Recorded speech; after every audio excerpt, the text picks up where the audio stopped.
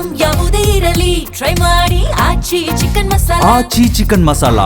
ವಿದ್ಯುತ್ ಗುತ್ತಿಗೆದಾರರ ಸಂಘದಿಂದ ಪ್ರೊಟೆಸ್ಟ್ ನಡೆದಿದೆ. ಬೆಂಗಳೂರಿನ ಫ್ರೀಡಂ ಪಾರ್ಕ್ನಲ್ಲಿ ಹೋರಾಟವನ್ನ ಮಾಡಿದ್ದಾರೆ. ಈ ಕುರಿತು ರಾಜ್ಯದ ಅನುಮತಿ ಪಡೆದ ವಿದ್ಯುತ್ ಗುತ್ತಿಗೆದಾರರ ಸಂಘದ ರಾಜ್ಯಾಧ್ಯಕ್ಷ ಸಿ ರಮೇಶ್ ಜೊತೆ ನಮ್ಮ ಪ್ರತಿನಿಧಿ ಪ್ರಸನ್ನ ದೇವನೂರು ನಡೆಸಿರುವ ಎಕ್ಸ್ಕ್ಲೂಸಿವ್ ಚಿಟ್ಚಾಟ್ ಇಲ್ಲಿದೆ, ನೋಡ್ಕೊಂಡು ಬನ್ನಿ.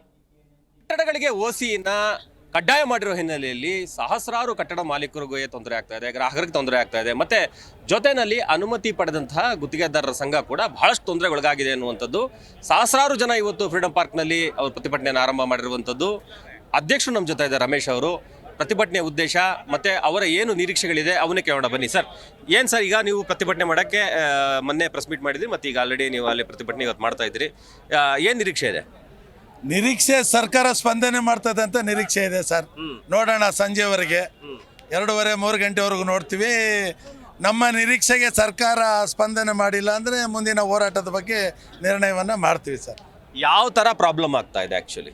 ಸರ್, ಈಗ ಯಾವ ಥರ ಪ್ರಾಬ್ಲಮ್ ಆಗಿದೆ ಅಂದರೆ, ಲಕ್ಷಾಂತರ ಜನ ತಮ್ಮ ಬ್ಯಾಂಕ್ಗಳು ಹಲವಾರಿಂದ ಸಾಲ ಮಾಡಿ ಮನೆಗಳನ್ನು ಕಟ್ಟಿದ್ದಾರೆ. ಮನೆ ಕಟ್ಟಿದ ನಂತರ ವಿದ್ಯುತ್ ಸಂಪರ್ಕ ಇಲ್ಲ ಅಂತ ಹೇಳ್ತಾ ಇದ್ದಾರೆ. ಅದರಿಂದ ಜನರಲಾಗಿ ಈಗ ನಮ್ಮೊಬ್ಬರು ಗ್ರಾಹಕರು ಮಾತಾಡುವಾಗ ಹೇಳ್ತಾ ಇದ್ರು, 8 ಕೋಟಿ ಹಣವನ್ನು ಖರ್ಚು ಮಾಡಿ ನಾನು ಕಟ್ಟಡವನ್ನು ಕಟ್ಟಿದ್ದೀನಿ, 6 ತಿಂಗಳಾಗಿದೆ, ವಿದ್ಯುತ್ ಸಂಪರ್ಕ ಇಲ್ಲ. ಇವತ್ತು ನನ್ನ ಮಕ್ಕಳ ವಿದ್ಯಾಭ್ಯಾಸಕ್ಕೆ ಸ್ಕೂಲ್ ಫೀಸ್ ಕಟ್ಟೋಕ್ಕೆ ನನ್ನ ಹತ್ರ ದುಡ್ಡಿಲ್ಲ, ನಾನು ಸಾಯುವ ಸ್ಥಿತಿಯಲ್ಲಿದ್ದೀನಿ. ಅಂದರೆ ಈ ಥರ ಲಕ್ಷಾಂತರ ಗ್ರಾಹಕರ ಮನಸ್ಥಿತಿಯಲ್ಲಿರುವಂಥದ್ದು. ಈ ಸರ್ಕಾರ ಒಬ್ಬ ಹಣವನ್ನು ಬಂಡವಾಳವನ್ನು ಹಾಕಿ ಕಟ್ಟಡವನ್ನು ಕಟ್ಟಿ ಅವನು ಸಾಯುವ ಪರಿಸ್ಥಿತಿಗೆ ಬಂದಿದೆ ಅಂದರೆ ಸರ್ಕಾರದ ಧೋರಣೆ ಹಾಗೂ ಸರ್ಕಾರದ ಯಾವುದೇ ಪೂರ್ವ ಸಿದ್ಧತೆ ಇಲ್ಲದ ಜಾರಿ ಮಾಡುವ ಅವೈಜ್ಞಾನಿಕವಾದ ಆದೇಶಗಳು. ಈಗ ನೀವು ಸರ್ಕಾರವನ್ನು ಆದೇಶ ಮಾಡ್ತೀರಿ, ಸರ್ಕಾರ ಹೇಳ್ತಾ ಇದೆ ಸುಪ್ರೀಂ ಕೋರ್ಟ್ನ ಆದೇಶವನ್ನು ಪಾಲಿಸ್ತಾ ಇದ್ದೀವಿ ಅಂತ. ಸೊ ಸರ್ಕಾರಕ್ಕೆ ತಾವು ಸುಪ್ರೀಂ ಕೋರ್ಟ್ನ ಆದೇಶವನ್ನು ಹೇಳಿದ ಸಂದರ್ಭದಲ್ಲಿ ತಾವು ಸರ್ಕಾರಕ್ಕೆ ಯಾವ ರೀತಿಯಾಗಿ ಇದರಲ್ಲಿ ಒಂದು ನೀವು ವಿನಾಯಿತಿ ಕೊಡೋಕ್ಕೆ ಸಾಧ್ಯ ಇದೆ ಅಂತ ಹೇಳ್ತೀರಿ? ಸರ್ಕಾರ ಏನು ಸುಪ್ರೀಂ ಕೋರ್ಟ್ ಆದೇಶವನ್ನು ನಾವೆಲ್ಲ ಸ್ವಾಗತಿಸುತ್ತೇವೆ. ಆದರೆ ಈ ಭಾರತ ದೇಶದಲ್ಲಿ ಯಾವುದೇ ಸರ್ಕಾರ ಅದನ್ನು ಜಾರಿ ಮಾಡಿಲ್ಲ. ಮಾನ್ಯ ಮುಖ್ಯಮಂತ್ರಿಗಳು ಹೇಳಿದ್ದಾರೆ 18/9/2025 ಒಂದು ಕ್ಯಾಬಿನೆಟ್ಟಲ್ಲಿ ಒಂದು ಬಾರಿ ವಿನಾಯಿತಿಯನ್ನು ಕೊಡುವುದಂತ ನಾವು ಕೇಳ್ತಿರೋದು. 4/4/2025 ಹಿಂದೆ ತಾತ್ಕಾಲಿಕ ವಿದ್ಯುತ್ ಸಂಪರ್ಕವನ್ನು ಪಡೆದು ಸಂಪೂರ್ಣಗೊಂಡಿರುವ ಕಟ್ಟಡಗಳಿಗೆ ಹಾಲಿ ನಡೆಯುವ ಅಧಿವೇಶನದಲ್ಲಿ ಸುಗ್ರೀವಾಜ್ಞೆಯ ಮುಖಾಂತರ ವಿದ್ಯುತ್ ಸಂಪರ್ಕ ಕೊಡುವಂಥ ಒಂದು ನಿರ್ಣಯವನ್ನು ಮಾಡಬೇಕು. ಈಗಾಗಲೇ ತಾವು ನಿರ್ಣಯ ಮಾಡಿದ್ರಿ, ಬೆಳಗಾವಿಯಲ್ಲಿ ಅದನ್ನು ಮಂಡನೆ ಮಾಡಿ ನಾನು ಅನುಕೂಲವನ್ನು ಮಾಡಿಕೊಡ್ತೀನಿ ಅಂತ. ಬೆಳಗಾವಿ ಅಧಿವೇಶನದಲ್ಲಿ ಮಂಡನೆಗೆ ಬರಲಿಲ್ಲ. ಈಗ ಸೆಷನ್ ನಡೀತಾ ಇದೆ, 27ನೇ ತಾರೀಕುವರೆಗೆ ಟೈಮ್ ಇದೆ. ರಾಜ್ಯದ 224 ಜನ MLAಗಳು ಈ ಒಂದು ಕರಡು ಪ್ರತಿಗೆ ಒಪ್ಪಿಗೆಯನ್ನು ಕೊಡುವಂಥ ಮನಸ್ಥಿತಿಯಲ್ಲಿ ರಾಜ್ಯದ 224 MLAಗಳು ಇದ್ದಾರೆ.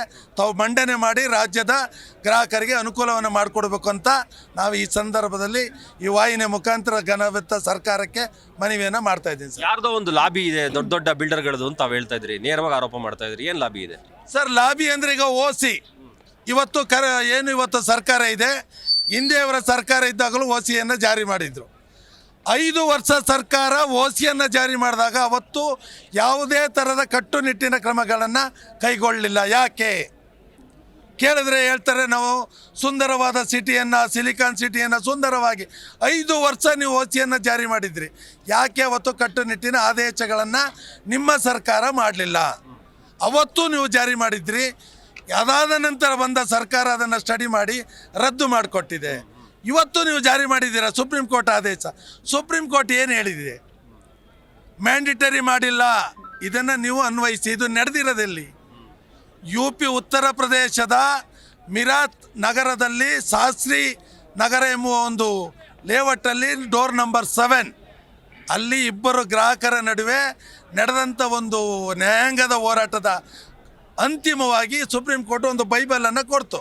ಈ ಥರ ಕೇಸ್ಗಳಿದ್ರೆ ನೀವೇ ಅಲ್ಲೇ ನಿರ್ಣಯ ಮಾಡಿ, ಇಲ್ಲಿವರೆಗೆ ಬಂದು ಸಮಯ ವ್ಯರ್ಥ ಮಾಡಬೇಡಿ ಅಂತ.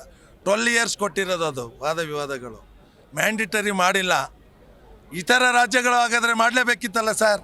ನೀವು ಮಾಡಿರೋ ಉದ್ದೇಶ ಖಂಡಿತವಾಗ್ಲೂ ಇದರಿಂದ ಕಾಣದ ಕೈಗಳು, ಕಾಣದ ಆಸೆಗಳು, ಕಾಣದ ಉದ್ದೇಶಗಳು 100ಕ್ಕೆ 100 ಇದೆ. ಅದು ಇವತ್ತು ಈಡೇರಿಸ್ತಾರೆ. ಮುಂದಿನ ದಿನ ಈ ರಾಜ್ಯದ ಗ್ರಾಹಕ ಯಾರು ಕಾಣದ ಕೈಗಳು ಇದರ ಉದ್ದೇಶ ಅನ್ನೋದನ್ನು ಮತ ಹಾಕುವ ಮುಖಾಂತರ ಸರ್ಕಾರಕ್ಕೆ ಎಚ್ಚರಿಕೆಯನ್ನು ಕೊಡ್ತಾರೆ ಸರ್. ವಿಷ್ಣು ರಮೇಶ್ ಅವರ ಮಾತು ಏನಂದ್ರೆ ಆದಷ್ಟು ಬೇಗ ಸರ್ಕಾರ ನಮ್ಮ ಬೇಡಿಕೆಗಳನ್ನ ಈಡೇರಿಸುತ್ತೆ ನಿರೀಕ್ಷೆ ಇದೆ. ಸಹಸ್ರಾರು ಗ್ರಾಹಕರಿಗೆ ತೊಂದರೆ ಆಗ್ತಾ ಇದೆ. ಆದಷ್ಟು ಬೇಗ ಸರ್ಕಾರ ಈ ಅಧಿವೇಶನದಲ್ಲಿ ವಿಶೇಷವಾದಂತಹ ಸುಗ್ರೀವಾಜ್ಞೆಯನ್ನು ಜಾರಿಗೆ ತಂದು ನಮ್ಮ ಸಮಸ್ಯೆಗೆ ಪರಿಹಾರವನ್ನ ಕಂಡುಹಿಡಿಯಬೇಕು ಅನ್ನುವಂತ ಒತ್ತಾಯವನ್ನು ರಮೇಶ್ ಅವರು ಮಾಡ್ತಾ ಇದ್ದಾರೆ. ಸರ್ಕಾರ ಯಾವ ರೀತಿ ಸ್ಪಂದಿಸುತ್ತೆ ಅನ್ನೋದನ್ನ ನಾವು ಕಾದು ನೋಡ್ಬೇಕಾಗುತ್ತೆ. ಕ್ಯಾಮ್ರಾ ಪರ್ಸನ್ ನಾಗಪ್ಪ ಜೊತೆ ಪ್ರಸನ್ನ ದೇವ್ನು, ಜಿ ಕನ್ನಡ ನ್ಯೂಸ್, ಬೆಂಗಳೂರು.